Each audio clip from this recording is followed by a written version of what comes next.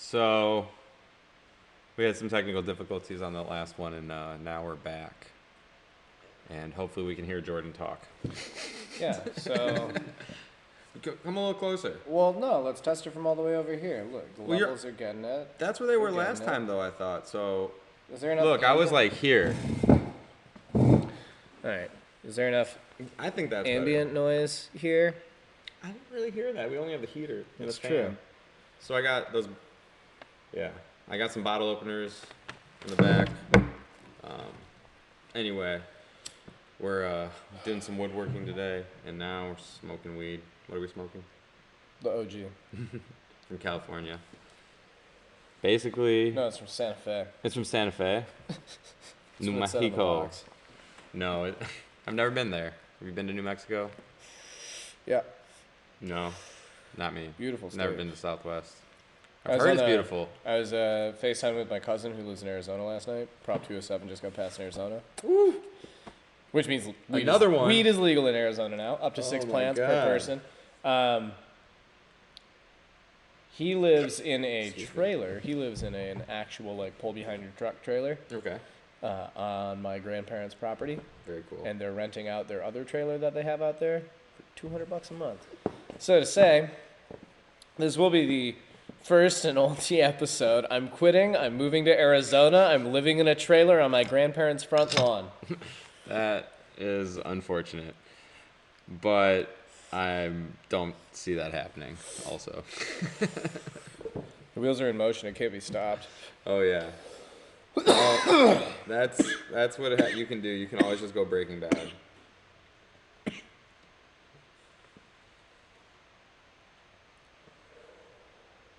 I'm so high. After 15 minutes of smoking weed.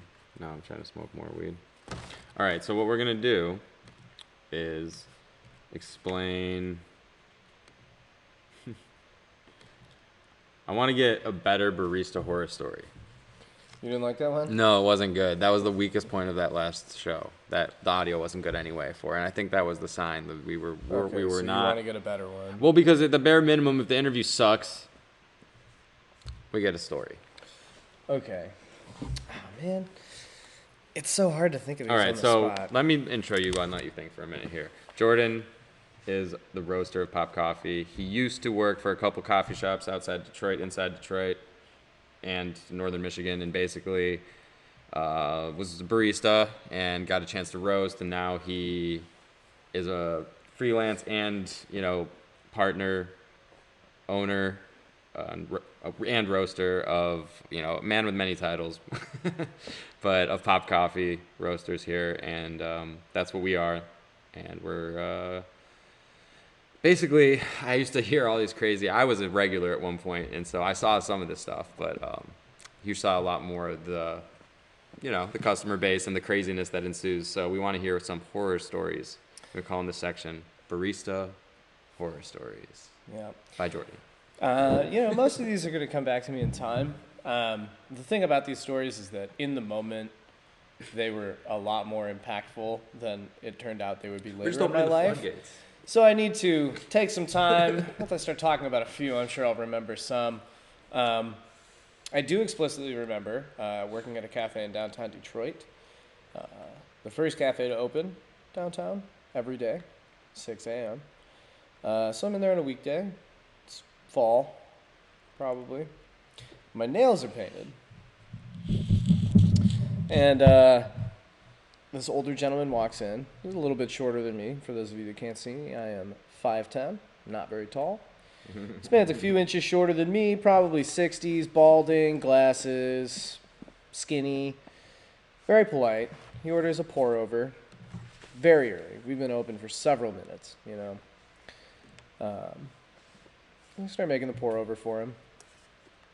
He comes over to chat with me. Standing across the counter from me as I'm pouring his coffee, he notices my painted fingernails, so he proceeds to ask me, he's like, oh, cool, I love that, You into cross-dressing?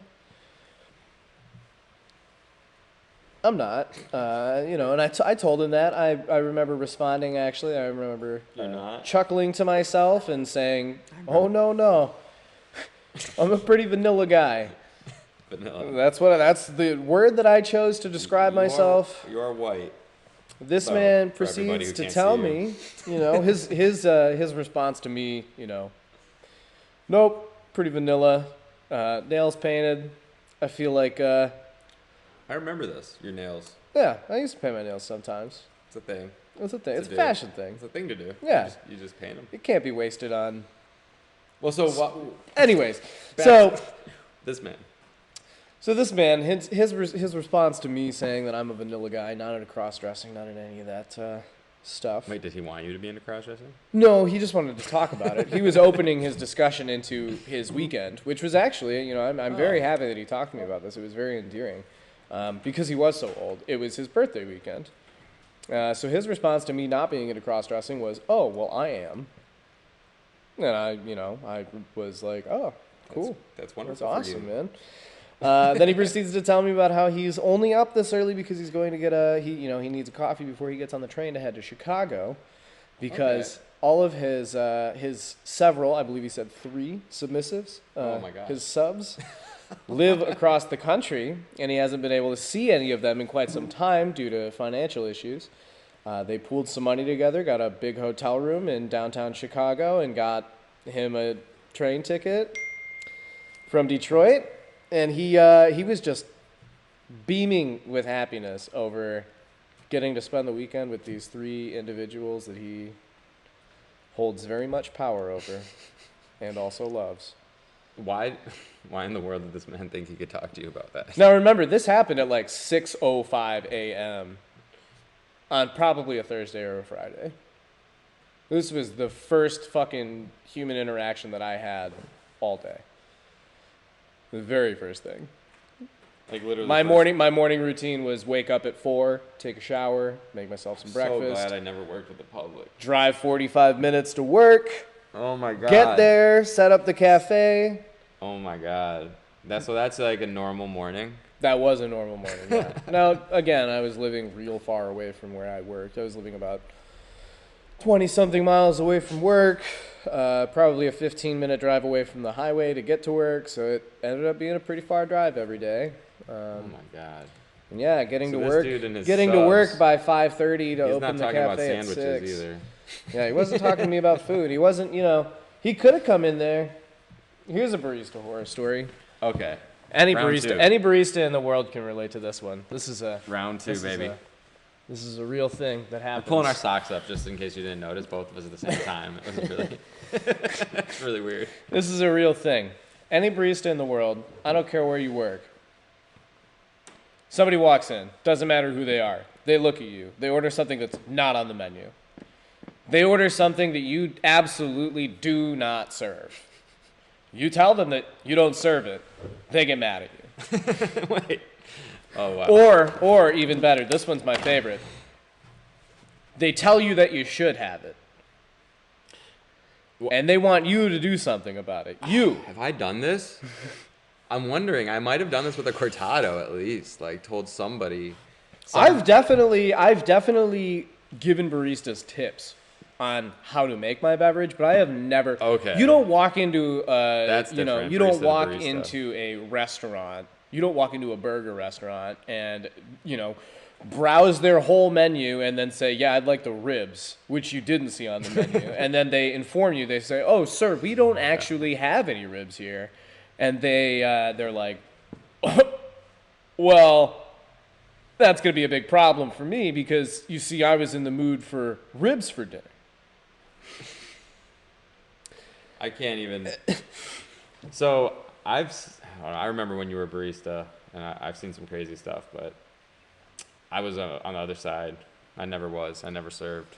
So I mean, I'm wondering now, listening to a few of your stories, because we told one before that we screwed the recording up of, but I'm just wondering if I've ever been guilty of some of these crimes. I'm going to let you know. You definitely have. I It's know. an unavoidable. Well, it's an all? unavoidable part of being a customer. Wait, well, what about now? You're a customer now. I know, and I do it sometimes. I know. If it's etiquette. if it's not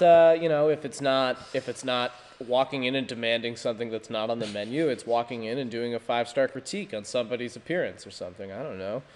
Sometimes I'm definitely you're trying not to the shoot the friendly. shit, kind of, but like at the same point, like you got to be a little bit of a snob in order to fit in with these third waivers. You got to. Yeah, I mean, so It's not a bad thing. So It's there's just the this way thing. that There's this everyone thing. gets I along. go to the same cafe every single morning and every afternoon on my way to and from work. I'm an all-the-time kind of guy. I got to Routine. drink coffee at night and in the morning. Good You know wave. what I mean? So I order a cortado in the morning. Actually, every morning I get 2 cortados. Moi. I used to, for those of you that don't know, cortados are traditionally a Spanish beverage served right after dinner for dessert. Yeah, dessert beverage. They are a steamed milk beverage, very small, couple ounces. It's just espresso and steamed milk. The milk is not supposed to be very hot. What's it It's served in? supposed to be. They're served in Gibraltars. That's what Gibraltar it is. glasses. Yeah, special. The milk is not supposed to be very hot. The milk is supposed to be warmer than room temp. I thought it was slightly warm. Yeah, slightly warmer. That's what I'm saying. It's supposed to be like a baby's milk. Yes. It retains its That's the sweetness. best. It has so much sweetness in itself when it's not those- when it doesn't get so hot. For those who know what warm breast milk feels like, Yeah, we all remember. Maybe you don't, but if you had children, you know. Maybe. so I would walk in, and I would tell them the first like probably 2 months that I was going here, I would tell them every time that I ordered it, I'd say, hey, could you make it not very hot? Which is, if I ask you to not make something very hot, and then you're making it, and you make it really hot, and you serve it to me, and I paid you for it, I'm not happy. Oh. Especially when I'm a return customer. Especially when I come in every single day and I say the same exact thing to you. Especially when it's the same person at the cafe. Yesterday made me a great beverage, today not so much. I understand that baristas are human, but customers are human too. Now, it's an unavoidable part of being a customer, is just being kind of, it's a battle. I'm looking up a cortado right now on Wikipedia. Yeah. To, Are you fact checking me? No. I've actually fact checked this myself before. This is not the first time, because I'm that guy too. So we have this in common, Jordan. Yeah. So my point is that the milk in a cortado is steamed but not frothy and texturized, as in many Italian coffee drinks. It's a Spanish verb. Yep, cortar, to cut or to dilute. Talking about how you just put a dollop of cream or milk. Breves I used to get a lot. Breve That's a good one. Is half and half cream steamed. Yeah, very for those good. of you that don't know. So you just it's just an upgrade to cream from. Yes. Okay. And most cortados are just made with milk, regular whole cow's milk. Okay. But I've done this.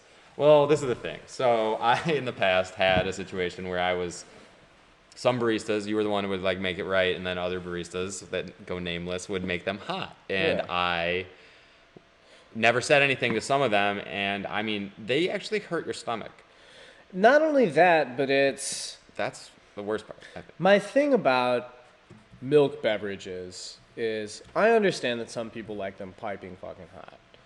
But there's a little bit of a breakdown that happens once you steam milk and then froth it and it's aerated. You can notice within minutes of steamed milk sitting in a cup, you can watch it congeal and bubble up a little bit. Not that it's not good anymore, but it's just not fresh. It's something that I like to consume as soon as possible. Whereas my coffee, I don't care if I'm drinking my room temp black coffee. That's fine, Yeah. There's something lost I on... want a cortado now. I know. Oh, don't worry. I'll be making us some later. We don't have an espresso machine here where we are. You can get shots of me making cortados later. I will. The best drink. So that's kind of, I guess I started out with the macchiatos actually. Yeah. And then I realized that they were much inferior to the cortado. However, many places don't have cortados on the menu. So then I found myself being that guy that asked for the cortado when it wasn't on the menu. And guess what? Everyone would make it. Everyone. Well, yeah. There's a little bit. So that's a hack. So It that's something that's like it may not be on the menu, but that's something that they're well equipped to make, and it's not a hassle for them. Whereas, like, for instance, I worked at a cafe in downtown Ann Arbor for a while. Not downtown, actually. It was right on campus. It was on Southview. I'm not going to name it. Nope. We did not serve soda. No soda. We didn't serve soda. Like as a prince, like we made our own ginger soda. That's actually very good. And the next time I'm in Ann Arbor, I really want to get some. We made our own ginger soda that we had a soda gun for. We made it. We filled kegs with it. We poured it ourselves. A woman comes in and goes, I want a Coca-Cola. Like, I want a large Coca-Cola. Points to the cup, the iced beverage cup. And I'm like, no, we don't serve Coca-Cola. And she points to the fountain gun that's hooked up, very obviously, by the way, hooked up to one keg. It's in plain sight. There's no boxes of syrups anywhere. I don't know if this woman knew how, soda machines worked. But I told her, she goes, what about the gun over there? And I say to her, I'm like, yeah, that's just for our ginger soda. And she was not pleased at all. She was very upset. Now, mind you, we were about two shops down from a 7-Eleven that I'm sure sold Coca-Cola both on fountain and in the bottle and in the can, and probably by the 2-liter. They probably had Coke merch there. It's a 7-Eleven, you know what I mean? It's right there. Why would you go wait in line at a cafe to ask for a Coke? That makes no sense. When there is a convenience store next door. And there's also, mind you... She wasn't getting anything else? No, she came to a cafe for a Coca-Cola. And I'm like, that's cool, but like, there's literally, this street is lined with restaurants. Did that cafe at one point in time ever serve Coca-Cola? Not in the short period of time that I worked there. Wonder if maybe back when they had like the best. Like, it could have been. Like, and how old was she? Probably about 40, 50. Maybe when she was in school. Back then, 30 years ago, she was like... The same cafe. There was a basement in this cafe. The bathrooms were also located in the basement. This woman sounds like my ex-girlfriend. The basement had a whole lobby and 2 bathrooms in it. This cafe was open until midnight on weeknights. Now, again, right on U of M's campus, so it makes sense. Oh, same cafe, same place. One night, I'm closing alone. The second person probably left at 10 p.m. It's probably 10:30, 11 o'clock. An older gentleman. I don't know, you guys have been to college towns or Ann Arbor specifically, but there seems to be a slew of older white gentlemen with white ponytails, reading books and mingling with students. We're trying their best anyways. I think those days are gone. But this man comes upstairs from using the restroom, and he comes over to me and he goes, somebody was smoking pot down there. Uh-oh. And I say to him, I'm like, oh, well, they're down there right now. And he goes, no, but it smells in one of the bathrooms and there's like a roach in there. And I was like, and I tell this man, I'm like, all right, well, I mean, if they're gone, there's not really much I can do. And he called the cops for me.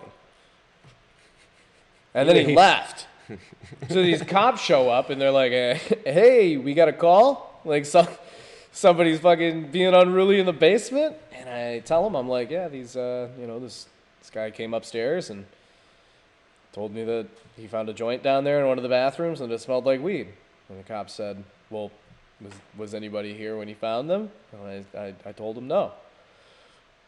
And the cops were equally as confused as that way. They didn't even go downstairs. They didn't even go check the scene. They, I think I know what happened. That old man was smoking weed in the basement. You just imagine the thrill you get from fucking committing a crime and then calling the police. On yourself. Fleeing. I actually went down in the basement after we closed and that joint was still there and I was like, huh. It was probably like half a doob. Ann Arbor, Michigan. This guy, old man, goes downstairs, smokes half a joint, calls the cops on himself, alerts the barista just to get attention. He just didn't want to smoke weed in secrecy. He was just sick of being ignored. He wanted somebody to know he existed. Weed's a spectator sport. Nobody he would have at most got a ticket for like 130. It's mind you, 2016, weed was still decriminalized in Ann Arbor. It has been since no the big 70s. deal. Yeah, it's literally not a big deal. I know. But the fact is that he would have got in more trouble for using public resources Dude, I was on calling probation cops while I was on working false there. I hadn't pretense. smoked weed in like a year, Yeah. and I found that half joint, and I ripped You it. smoked it? And then I drove. Oh, fuck yeah, dude! Why not? You smoked that old man's joint? Dude, it was good weed. I got super high, drove home in my little black sports car. You're wild. Drove down Washtenaw. Was it good? Yeah, it was great weed. Wow, dude, smoking some Gas, dude. Okay, yeah, all right. So shout out to that old man in Ann Arbor who gave Jordan half a joint, called the cops on himself, and somehow got away with it all. This is your tax dollars. He's still out there. He's out there at large. So if anybody knows him, please tell him we're still looking for him and that it's okay. Actually, it might have been forgiven by now. How many? 6 years might ago? be dead. No, it was 4 years ago. He's still out there. He could have passed. Ouch. He was old. Hopefully he didn't get coronavirus. Yeah. Serious stuff. Wear your mask, everyone. Old man. We got to keep these old people alive, honestly. I'm doing it. I hope you are too. So I looked up, just real quick, we'll do this and then we'll end it. So thank you for those. We got some content for Barista Horror Stories, and I Googled Barista Horror Stories. Whoa, dude. BuzzFeed isn't, don't we need a license to use it? Oh, wait, don't say the name. We're going to get taken down, dude. I'm Plagiarism. not, no, I'm just looking and seeing if any of these happened to you. So I'm going to go through them and ask you as like a survey based on an article on the internet. Number 1, the underwear ditcher. Oh, yeah. Number 2, the plumber. This plumber. A woman came in and ordered iced latte. What? I don't even know. Oh, there's water all over the floor. She had flushed anal beads. Oh my God. Yes. So have people flushed things? I've found sex toys in bathrooms. Oh wow. Good. Okay. Poop on the walls. Yeah. Big time. Petty theft. All the time. Stealing out of the tip jar. Yep. A penny pincher. Oh, they're talking you up about like 5 cents and then they pull out a 20. Yes. You're like, what? This bubble hater, an extra foam, no foam latte in her face because there was a singular milk bubble in her cup. That's a little bit extreme. Yeah, so people who are OCD about their bubbles. Mm-hmm. Okay. I don't know. We got some good ones here. I'm going to skip a few and go to some good ones.